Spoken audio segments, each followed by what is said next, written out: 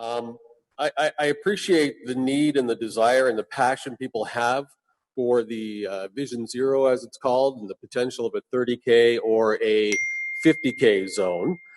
However, I think it's important that we realize there are other alternatives. Now, I heard from Councillor Lukes during her presentation talking about making sure that we have a study being done in every ward.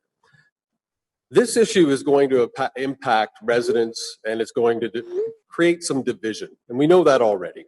And we can say it's their lack of knowledge for the Vision Zero, or it's their opinion, but their opinion counts just as much as ours does. And I would like to put forward an alternative, different than that of Councillor Lukes. And the reason why is that, I mean, this is an issue bigger than Portage and Main. And for Portage and Main, we implemented, of course, a vote citywide. And we now are today faced with having to have construction done there, quite possibly. So my alternative would be this, which I believe will get us to the same end point. I would like to offer that we introduce the same process and requirements for residents to have speed bumps put on their street, residential streets. Right now, residents have the opportunity to get a petition. They go door to door on their streets. They talk to the residents, they talk to their neighbors, they talk to their friends, and if they get 70%, I believe it is, of signatures in favor, in support, then we will put speed bumps on that residential street. I see this as a great opportunity to engage with residents, not to impose upon them, and at the same time will allow us to see the benefits and test it in different parts of the city. However, I do believe we spend enough on studies and we don't need one, but I think if we want to put a 30 or 40K speed limit in a residential area, we need to talk to residents. We need to have that conversation with them.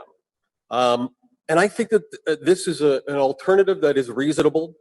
At the same time, you need to have enforcement. So we can have all these discussions and spend all this money to make the speed limit 30K, but if we're not going to enforce it, nothing's going to happen. It may slow some people down, but it's not going to slow all people down. So we need to engage residents so they become more passionate about it as well. And when going door to door, people will have that opportunity. So I would put forward again that we, you as the committee, consider a friendly amendment to your motion and introduce the opportunity to residents to have a petition signed following the exact same standards of the speed bumps, and let's see what happens in our city of Winnipeg. Let's see what our residents do.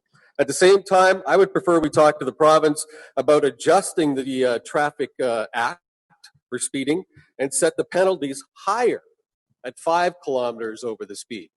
Everyone does the 10 kilometers because they know the ticket's higher after 11. So maybe we need to talk to the province and have it brought down to just 5 or 0. If it's 50K, it's 50K. If it's 30K, it's 30K. Not over. Not even by a kilometer. That's an option to take to the province.